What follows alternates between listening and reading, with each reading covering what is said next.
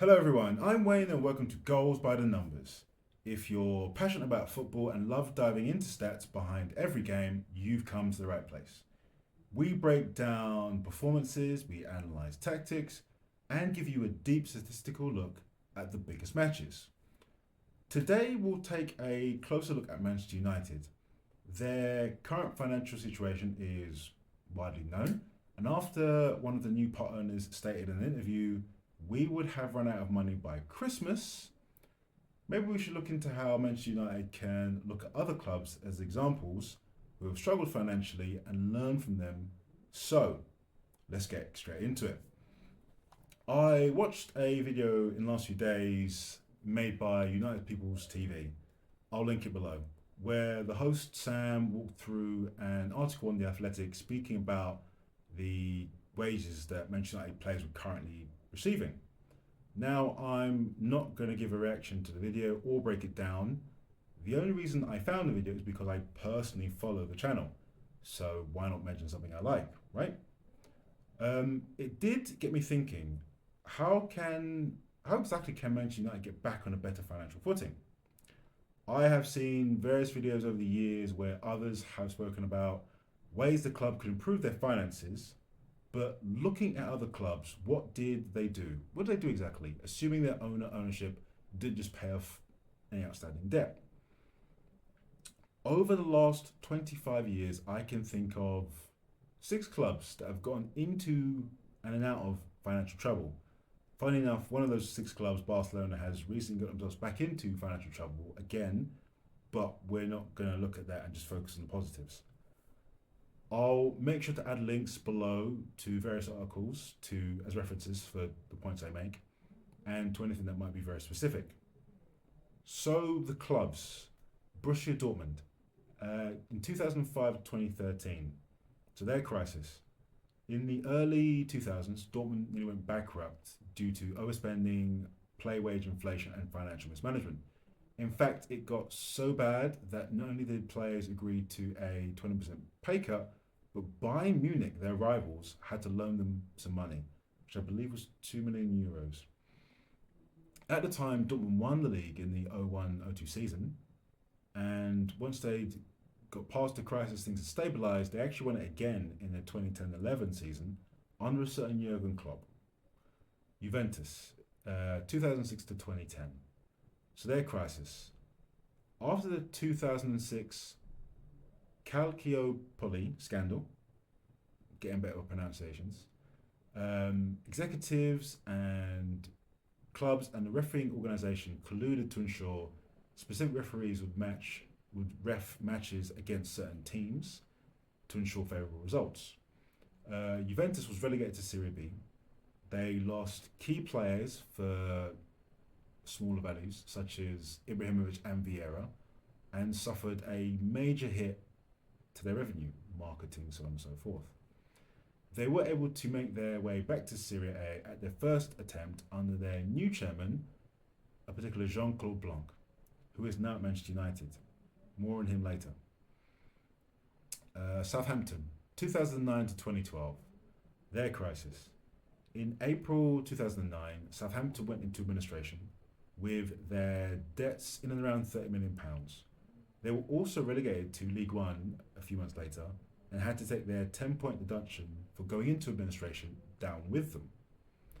Now, £30 million to some football clubs at the peak of football isn't much at all, especially when you think of the fact that same summer, Cristiano Ronaldo had just moved to Real Madrid for £80 million, and that Manchester United's match day revenue in 2009 was £115 million.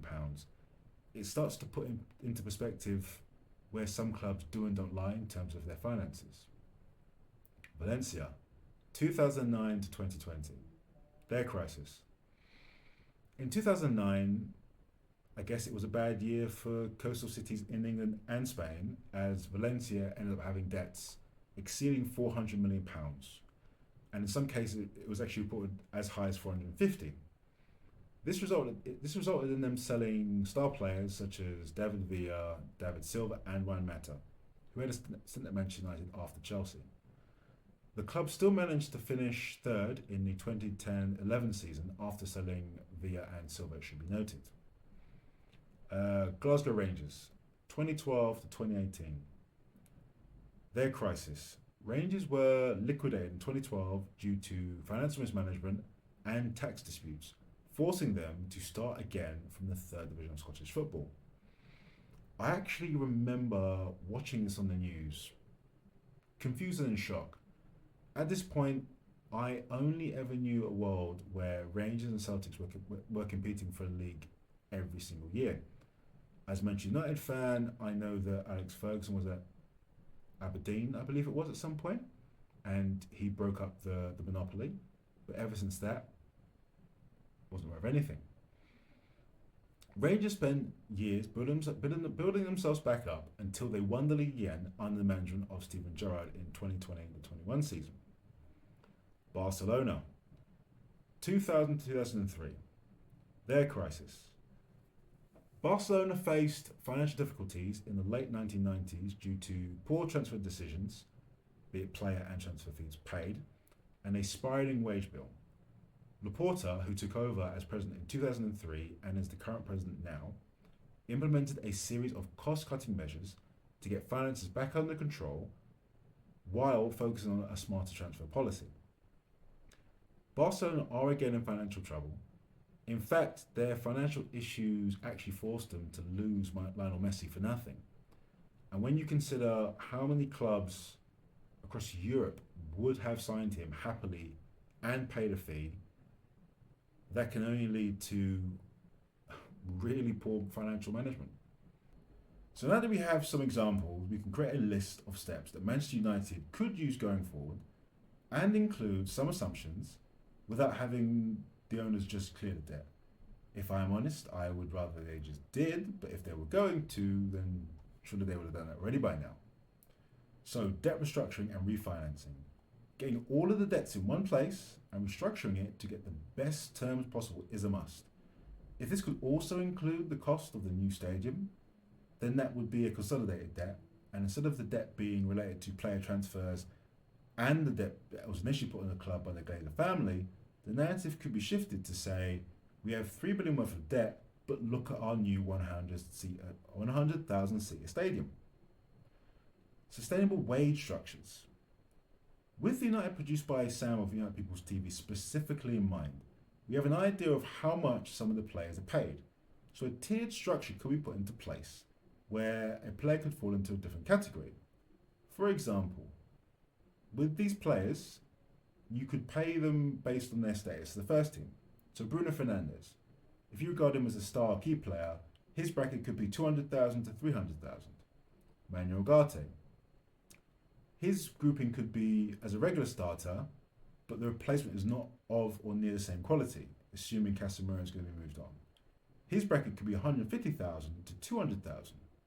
Then you've got Delot, solid, reliable player, can be rotated out of the first team without major concern due to the level of replacement.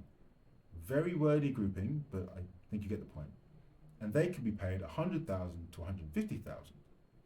Then you have the Ahmad and Mainu group, who are up-and-coming prospects, have shown great potential over the last 18 to 24 months, and this is their second big contract post being a youth player. That bracket could be 40,000 to 100,000. And that takes us on to the last bracket, which should be we call it Dorgu. We already know Dorgu's reported wage, thanks to the article in the video from Sam. But this group won't be given a tier name, simply because I just can't think of something that would be good. But their salary will be 0 to 40,000. Strategic player sales. So removing players who are either earning more money than their current output is a must. And we have started to see that with the loans of Rashford and Antony. Casemiro would be another candidate, but I think his age is also greatly counted against him. More than his poor performances last year. Yeah, because this season there have been some really good performances, and when he's been needed, especially in Europe, he's been pretty effective. Removing players that will not be taking the club forward in a short to medium term quickly will be of massive benefit. So, youth academy investment. Over the last few seasons, Manchester United's youth team has been producing good results, and of course, Kobe Mainoo and Alejandro Garnacho two players who now find themselves firmly part of the men's first team setup. Christopher Vavell, who joined the backroom staff in the summer, could be crucial to this step. Whilst at Red Bull Salzburg, he was responsible for bringing in Dominik Szoboszlai, Benjamin Sesko and Erling Haaland to the club when they were in their late teens. This is something Manchester United will have to try and replicate. This should mean a pipeline of exciting young talent, but then also paying small transfer fees. Commercial expansion. During the Ed Woodward era, that makes it sound more glamorous than it was. During the Ed Woodward era, until his stewardship at Manchester United had ended, the club absolutely did their best to make use of their commercial reach and signed up to some interesting deals, such as having their own noodle partner. It's not clear to me exactly how this could be expanded outside of a team that is actually successful on the pitch, or maybe finding a way to further monetize their reach on social media. I don't know exactly how that would be done, as that falls out of my knowledge, but one that does come to mind is how PSG seem to have developed their image as a lifestyle brand and have collaborated with Jordan, and guess who was involved in that? Jean-Claude Blanc. So match day and stadium revenue growth. Plans are already in place to build a new stadium, which will be a 100,000 seater stadium.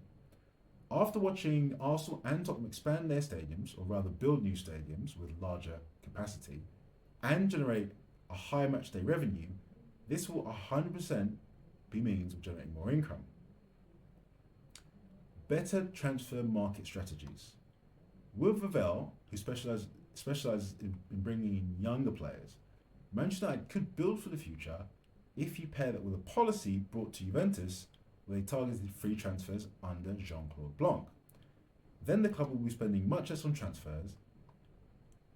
Yeah, if the free transfers are 26 and older, then you ensure some experience in your squad, as a squad full of kids is just not going to work. Some of you may be old enough to remember Alan Hansen saying you don't win anything with kids. And if we're honest, he was right, because even that team had a grouping of senior players.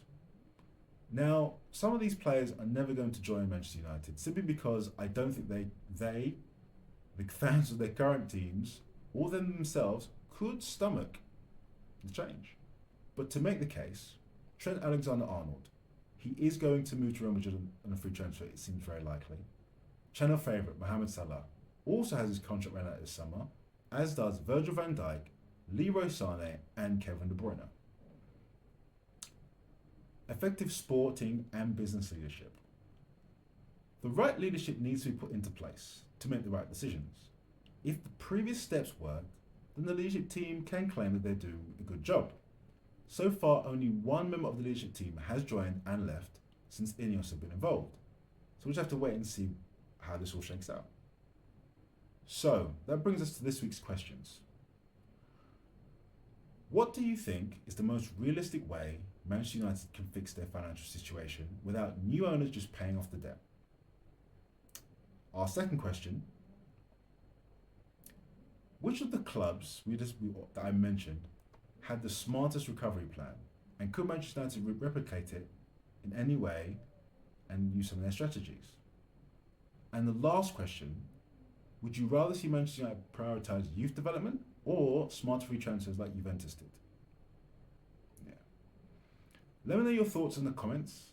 If you enjoyed this breakdown, don't forget to like, subscribe and hit that notification bell for more stats-driven football analysis. Thank you for watching Goals by the Numbers, and I'll see you in the next one.